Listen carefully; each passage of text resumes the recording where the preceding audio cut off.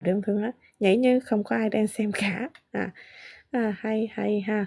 Work like you don't need money, love like you have never been hurt, dance like no one is watching.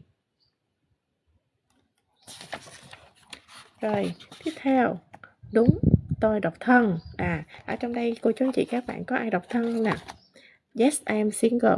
I'm single, tôi độc thân nha. Ở đây biết single cũng là đang chế độ I'm single ha, I'm single.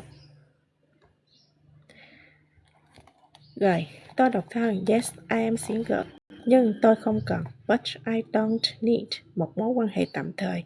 A temporary relationship. Tôi đang tìm kiếm. I'm searching for một người bền vững. A permanent person. Có thể thấu hiểu.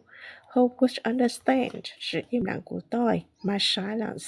Hơn những lời của tôi. Better than my words. Rồi,